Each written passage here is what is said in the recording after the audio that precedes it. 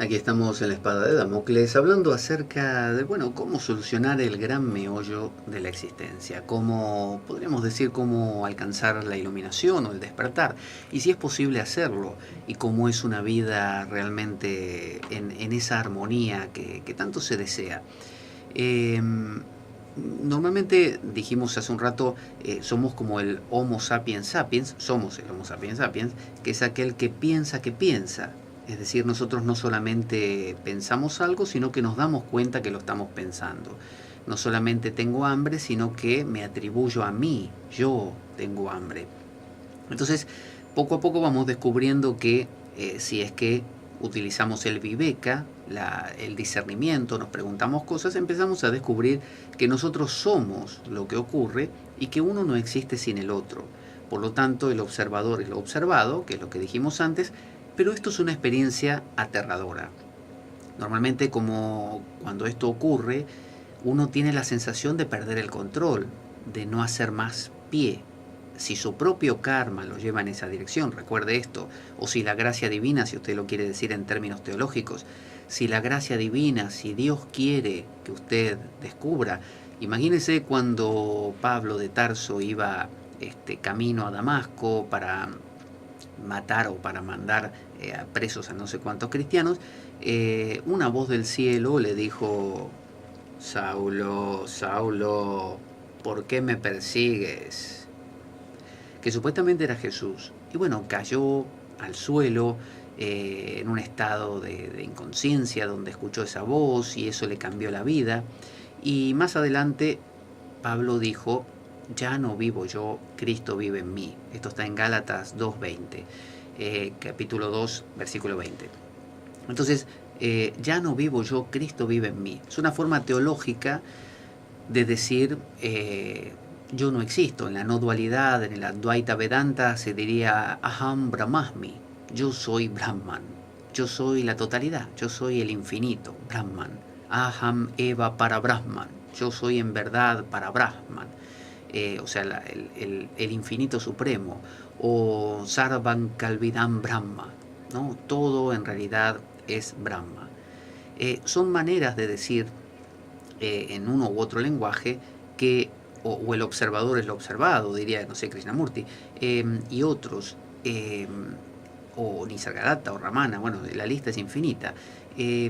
Esta experiencia es aterradora, por lo tanto contradice toda nuestra inclinación personal. Estamos hechos para hacer diferencias, estamos hechos para tener estos kleyas, porque los kleyas, querrámoslo o no, contribuyen a nuestra humanidad. Entonces no se trata de destruir los kleyas por completo, sino que se trata de, diría yo, atenuarlos. No se trata de que usted no desee más esto o lo otro, o que le guste todo por igual, por ejemplo. Decir, a partir de ahora, todo me da igual. Me pueden pegar, me pueden acariciar, me pueden regalar algo o robármelo todo, me da igual. Yo creo que esa actitud es una actitud mineral, es una actitud de roca. El ser humano, para ser humano, tiene que tener diferencias. Lo que pasa es que tiene demasiadas diferencias. Entonces, como tiene demasiadas, hacemos hincapié, como un oyente me decía ayer, que por qué yo hablaba de deshacerse de las diferencias y no hablaba del regresar a las diferenciaciones. Y de hecho siempre hablo de regresar, como esto de regresar al mercado, de parte de los 10 toros del Zen, porque no solo es un ya no vivo yo, Cristo vive en mí, sino que también Pablo de Tarso dice más adelante en Romanos 7:19, dice, no hago el bien que quiero, sino el mal que no quiero. Fíjese eso es el prarabdha karma. Uno descubre, ya no vivo yo, Cristo vive en mí, esa es la experiencia. Por ejemplo, sigo un camino espiritual con un gurú, o bien la vida misma como gurú me enseña que soy totalmente inoperante, inútil, no puedo realmente hacer las cosas, acontecer las cosas que quiero que acontezcan, no puedo. Y me doy cuenta que el yo entonces no tiene verdadera injerencia. En ese momento exclamo, ya no vivo yo, Cristo vive en mí. O bien exclamo, Aham Brahmasmi, Sarvam Kalvidam Brahma, Aham Eva para Brahman, Tatvamasi, Soham, y una lista interminable de afirmaciones por el estilo. Entonces, o bien si soy musulmán o sufi, digo La ilaha illallah, es decir, no existe nada que no sea Dios, ¿no? En el Islam ortodoxo se dice no hay Dios que no sea Dios, que no sea nuestro Dios o el Dios en que creemos, Allah. Pero en el sufismo, que es la rama esotérica o mística del Islam, se dice La ilaha illallah, significa no existe nada que no sea Allah, que no sea Dios. Eso implica que todo es sagrado, todo es divino. Entonces, más adelante, uno descubre que sigue diciendo, no hago el bien que quiero, sino el mal que no quiero. O sea, uno descubre que igualmente hay humanidad. Porque se dice en la India que aquel que tiene este descubrimiento de ya no vivo yo, Cristo vive en mí, ¿no? Que sería como la noche oscura de San Juan de la Cruz, que es la noche de los sentidos, cuando uno se disuelve por completo y uno se descubre siendo la totalidad. Bueno, en ese momento hay un sentimiento, obviamente, después del desprendimiento doloroso y aterrador, de unidad. Pero luego pueden pasar dos cosas, dicen los hindúes. Ese Jivan Mukta, ese liberado en vida, ese que descubrió que es la totalidad, o bien se deja morir porque ya no tiene ningún interés, se le disolvieron todos los kleyas, no tiene ningún kleya. Puede pasar eso. Entonces el tipo no come, no bebe, no duerme, no le importa nada y se muere. Y simbólicamente en 21 días muere. Pero también puede pasar que el tipo, por alguna razón, sus kleyas, su prarabdha karma, no lo lleve en la dirección de desaparecer, porque este hombre podría tener un prarabdha karma, que esa flecha que ya había sido disparada, que digamos le proponía vivir una semana más, ¿no? O tendía mucho a disolverse. Pero supóngase que no, que ese prarabdha karma le tiende mucho a la acción. Bueno, el tipo se volverá a activar y con ese prarabdha karma seguirá viviendo con los ragas, duellas, avinivella, asmita y avidya que correspondan. Y vivirá, obviamente, no será el apego o rechazo que usted tiene, será un apego y rechazo muy sutil, muy suave, imperceptible. Se enfadará, se reirá, todo lo que usted hace, pero lo hará con un trasfondo distinto.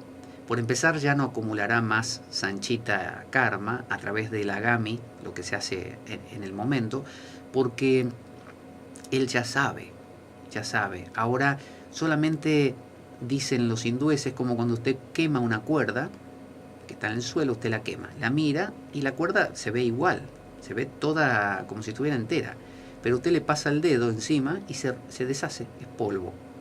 Entonces, ese hombre aparentemente es un hombre más, pero interiormente él sabe que no existe como entidad, que el asmita es falso, que es un sentimiento nada más, pero que no tiene realmente una función independiente, que depende de toda la totalidad. Sin embargo, dice, a mí me dan helado de chocolate, por favor, que me encanta. Y uno dice, pero ¿cómo quiere un helado de chocolate? Si supuestamente no tiene ego y ninguna de estas cosas. No, no es que no tenga ego. Sigue teniendo asmita, porque si está vivo lo tiene que tener. Pero ya no tiene la estructura y la solidez y el convencimiento que usted tiene. Entonces, esta experiencia es aterradora, de darse cuenta que el observador es lo observado, que el yo en realidad es lo que me ocurre, es lo mismo, y también de darme cuenta que sigo teniendo mis cosas una vez que tuve esta experiencia, que sigo haciendo lo que se supone que no debo hacer, ¿no? Comer lo que no debo comer y cosas así, porque el prarabdha karma sigue ahí, pero ya lo acepto. Entonces, cuando tengo esta experiencia, muchas veces hay tres opciones. O bien empiezo a verlo teológicamente y digo, he descubierto que Dios es el que se encarga de todo. La sangre de Jesús me purificó y a partir de ahora Jesús vive mi vida. Todo lo que yo hago, respirar, comer, dormir, es la voluntad de Dios. Eso serían términos teológicos, judeocristianos normalmente. Luego, la otra opción es, que más propia, por ejemplo, del Vedanta Advaita, es decir, yo soy Dios, yo soy la totalidad. yo soy el universo, yo. Y por lo tanto todo lo que ocurre es lo que yo quiero. Y la tercera, que es una visión más propia como del Tao, del taoísmo, que sería también otra reacción posible, siempre dependiendo del prarabdha karma, obviamente, no dependiendo de lo que la persona quiera, o sea, sí, de lo que la persona quiera, pero lo que la persona quiere depende del karma, o sea, no es independiente. Sería la opción acrática, ¿no? La acracia, sin gobierno, acracia, que es propia del Tao, como Lao Tse o Chuan Tse, y que consiste en decir solo existe el Tao o Brahman y, y Brahman lo decide todo. No es un ser, no es una persona, no está aquí o allá, es un algo que no puede describirse. El Tao que se describe con palabras no es el verdadero Tao, te lo digo así. O como dice Shankara en la India, aquello desde lo cual las palabras retornan sin haberlo podido tocar, eso es Brahman. Entonces, cualquiera de estas tres opciones llevan a comprender una realidad que los budistas solían llamar el pratitya samutpada, que es la originación interdependiente. Normalmente uno dice, ¿por qué pasó esto? Por tal cosa. ¿Por qué pasó aquello? Por aquella otra cosa. Bueno, ellos consideran, una vez que uno descubre todo esto, que la vida no tiene un inicio lineal aquí. Esto no empezó acá y por eso pasa esto y por eso pasa aquello. En realidad es interdependiente. Todo al mismo tiempo está ocurriendo. Y se da el ejemplo de una gran telaraña que con las gotas del rocío fue salpicada por la mañana y que cada una de estas gotas reflejan la luz del sol y reflejan a su vez a todas las otras demás gotas, que a su vez reflejan también a la luz del sol y a todas las demás gotas. Es decir, que uno mira una gota y estaría viendo en ella a todas las gotas y a la luz del sol. Por lo tanto, el sabio es el que ya no piensa que él es un ente, que le pasan cosas, diferente a otros entes que le pasan otras cosas. Ahora ve todo como una totalidad. Y esto lo lleva a pensar que el bien y mal en realidad ya son relativos. Es decir, ¿qué es bueno y qué es malo? ¿Es bueno que me pase tal cosa? En realidad es lo que pasa. No es que me pasa a mí. Ya descubrí que no me pasa a mí. No me lo hace nadie tampoco. Yo soy todo. ¿Y por qué aquel tiene más dinero que yo y la pasa bien y a mí me cuesta tanto las cosas? Es la existencia. Así funciona. Y no está premiando a uno o dándole más ventajas a uno que a otro, porque la existencia no ve a uno o a otro, no hay diferencias. El que ve diferencias es el que sostiene el asmita, la sensación de yo, y el sabio ya se deshizo de la sensación de yo. Dice Lao Tse que el sabio es aquel que se cansó de sufrir, es decir, es el que se dio cuenta de que los kleshas no traían paz, que algo raro había ahí. Y se dio cuenta a través de posiblemente el esfuerzo. ¿Y por qué se dio cuenta? ¿Y por qué hizo el esfuerzo? ¿Y por qué otros hacen el esfuerzo y no se dan cuenta? Porque Dios quiere, en términos teológicos. O porque la gracia divina se derrama cuando tiene ganas sobre el que quiere y le abre el corazón, dirían los cristianos, cuando Jesús quiere. O en términos más así universales, cuando la vida se le ocurre. Esto lleva a decir que es mejor la persona despierta, iluminada, que la persona no despierta. El tipo que va a la cancha de fútbol y que tiene todos los kleshas, el asmita, ¿no? Yo soy el hincha de fútbol de este equipo y no del otro. Odio al de enfrente, duella. Amo a mi equipo, raga. Soy un ignorante, avidia, de todo lo que está ocurriendo y por qué ocurre todo este proceso. A Vinibella quiero que mi equipo dure por siempre y esta felicidad que siento cuando mete un gol persista. Bueno, que tiene eso a tope. Un tipo que tiene eso a tope. Y un tipo que, por gracia, porque la vida se le ocurrió, dejó de darle intensidad a esto y solo vive en su prarabdha. ¿Cuál es mejor? Si lo vemos como individuos sueltos, podríamos decir que es mejor el sabio, porque no sufre tanto como el otro, ¿no? Sin embargo, si lo vemos desde sub specia temporis, desde la visión del tiempo, claro que el sabio es mejor, porque sufre menos. Pero si lo vemos desde la visión total, como si miráramos con los ojos de Dios, sub specia eternitatis, entonces da igual. porque la vida es un drama, es un juego.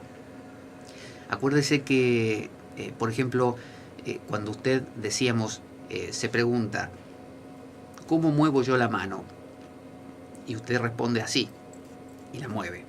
Pero si le preguntan, bueno, pero ¿cómo? ¿Cómo? ¿Qué fue lo primero que hiciste para que el dedo empiece a moverse? No sé.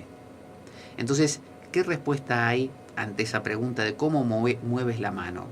Primera respuesta es decir, así, y moverla. Segunda respuesta es la respuesta técnica, de medición.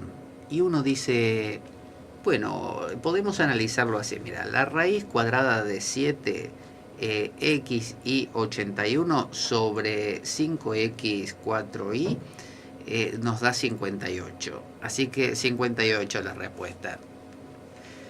¿Qué quise decir con esa ecuación y el 58? Probablemente nada. Es decir, es una medición de un montón de parámetros que nos lleva a convencernos de que 58 es mover la mano. Eso es un cálculo lineal.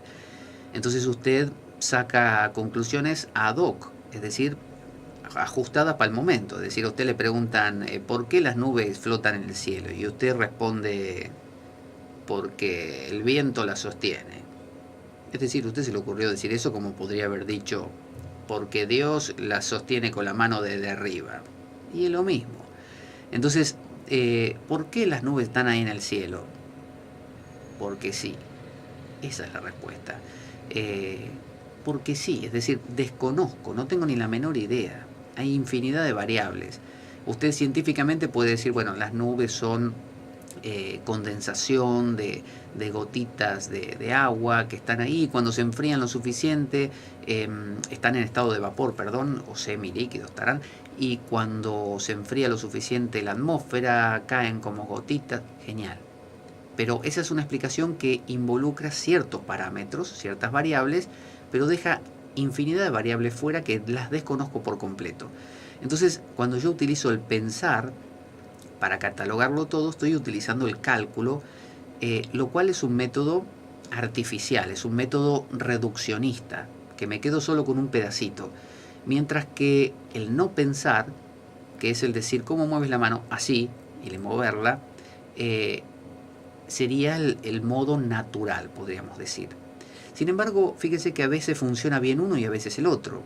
A veces no pensar las cosas hace que usted conduzca un coche mejor que si usted estuviera pensando, por ejemplo, bueno, ahora voy a poner la primera marcha, ahora voy a apretar el acelerador, tengo que soltar el embrague, y si usted está diciéndose todo eso todo el camino, probablemente se vuelve torpe. Por el contrario, hay otras ocasiones en que si usted no piensa, no sigue una línea de cálculo para algo, no llega a la conclusión que necesita. Entonces, ¿qué es mejor? ¿Responder que se mueve la mano, que cómo se mueve la mano y decir así, o responder 58? Depende para cada ocasión. Por lo tanto, esto nos lleva a pensar que el pensamiento en sí, la catalogación de las cosas, los kleyas, no son negativos. Son la forma que tiene la vida de solucionar algunos problemas. Ya dijimos que el hecho de que el ser humano tenga lenguaje responde a que tiene kleyas. Si no tuviera kleyas, no se comunicaría, no tendría sentimiento de yo, no le gustaría o disgustaría algo. Entonces, si yo me caí en un pozo la semana pasada, aquí a la vuelta, y no tengo sensación de disgusto, no voy a tener por qué contarle a mi amigo que me caí ahí para que no se caiga él, porque voy a interpretar que da igual caerse. Uno normalmente previene a los demás ante cosas que le parecen dolorosas e informa a los demás de cosas positivas para que las vayan a buscar. Pero si usted no tiene ni raga ni duella, a usted le va a importar un bledo todo, y va a entender que a todo le importa un bledo y no se va a comunicar. Y va a guardar silencio, es decir, va a ir desapareciendo. Entonces los kleyas nos mantienen vivos. Entonces no se trata de eliminar los kleyas por completo. Se trata de darse cuenta de la falsedad de esos kleyas o de la función de esos kleyas, de lo que hacen y cómo mantienen un mundo de parámetros relativos y arbitrarios, pero que no dejan por eso de ser naturales. Entonces, ¿qué es más natural? ¿El nido de un pájaro que lo hizo con ramitas o un edificio que hace un ser humano? El edificio es artificial porque lo construye el ser humano y con cemento y perturba un poco la naturaleza. Entonces, ¿por qué el nido no? Si el nido también está hecho con diversos elementos que a su vez perturban, podría usted decir, a la naturaleza porque lo fastidian al árbol. El árbol no está hecho para que le metan un nido ahí en medio. Y cosas así, porque le puede pesar, porque le trae hongos, porque le produce humedad cuando llueve, qué sé yo, cosas por el estilo. Entonces, ¿qué es más natural? ¿Tener cleyas o no tenerlos? ¿El tipo que grita en la cancha de fútbol o el iluminado que ya se dio cuenta que eso no tenía sentido? Ninguno de los dos. Los dos son tan naturales como el otro. Entonces, por eso es que la afirmación, cuando le preguntó Moisés a Dios, ¿quién eres? Dios le dijo, yo soy el que soy. Es decir, yo soy el que soy en toda ocasión y en todo momento, haciendo lo que me toque hacer, siendo el asesino que mata a uno, siendo el religioso que tiene una experiencia mística, yo soy el que soy en toda ocasión. Se dice que Shiva, un dios de la India, tiene 10 brazos y hace malabares con unos huevos. Esta es una imaginación, ¿no? Una imagen. Imaginemos a Shiva haciendo malabares con 10 huevos, un huevo en cada mano. Entonces es una cosa digna de ver y todo el mundo está pendiente de estos huevos. Esta es una imagen que Alan Watts suele contar. Y estos huevos se están moviendo, todo el mundo está con la boca abierta ahí, esperando el momento donde se le caiga uno, porque ¿cuál es la gracia de ir a ver, no sé, en el circo algo? Bueno, la posibilidad de que esa persona se caiga, aunque suene fuerte. Usted va al circo para ver, para sentir esa especie de oh, cuando realmente sale airoso, pero en el fondo, a usted le gusta que esté la posibilidad de que la persona se caiga. O sea, si usted tiene un trapecista que está a 50 centímetros del suelo, usted no va al circo. Usted quiere que el trapecista esté a 10 metros del suelo, cosa que si se cae se rompe todos los huesos. Y no le gusta mucho cuando le ponen una red abajo, porque usted dice, no tiene gracia. Yo quiero que el tipo si se cae se mate, o se rompa todo, que se la esté jugando. Usted quiere el riesgo. Entonces, cada vez que a Shiva se le cae un huevo, en el momento en que se le cae, todo el mundo dice, oh, y de ese huevo que estalla, salen 10 Shivas más, con 10 brazos y 10 huevos, haciendo malabares. Entonces, ¿qué es esto? Este proceso de sorpresa, expectativa, caída de un huevo y 10 Shivas más, eso es lo que llamamos la gloria. Gloria. ¿Qué es lo glorioso? Bueno, gloria, lo mismo que la palabra aleluya, que significa alaben a... Se escribe halelujah, significa alaben a Yah. Yah es Yahvé, el tetragramatón, y ¿cómo era? Yod He Bau He, eso, Yod He Bau He. Entonces, un acortamiento de la palabra es Yah, ¿no? Yod He, Yod He. Entonces, alaben a Yahvé, como decir, qué magnífica que es la vida, una especie de cosa así, ¿no? O los musulmanes cuando dicen Alhamdulillah, ¿no? Alabado sea Dios. Y también la palabra Ananda en la India, que significa eso, bienaventuranza. O también le podríamos llamar Mahamaya, la gran ilusión, o la Shekinah de los judíos, ¿no? El poder de Dios. Es decir, la respuesta a por qué ocurre todo esto. ¿Por qué el karma? ¿Por qué los kleyas? ¿Por qué estamos metidos en todo este lío? ¿Por qué cuando descubrimos que los kleyas, por gracia divina o por la vida misma, que los kleyas en realidad eran simplemente una complicación, una estructura que estaba ahí que podía deshacerse? ¿Por qué los kleyas siguen todavía funcionando? ¿Por qué volvemos al mercado? ¿Por qué no nos disolvemos en ese nirvana, en ese no dualidad? ¿Por qué seguimos aquí? ¿Por qué seguimos preocupándonos y y enganchándonos en miles de cosas. Porque nos gusta jugar. Al igual que Shiva le gusta hacer malabares. Y nos gusta que los juegos tengan dos cosas, habilidad y suerte. Si usted ve un tipo que es muy hábil en algo, tan hábil que nunca se equivoca, a usted le aburre.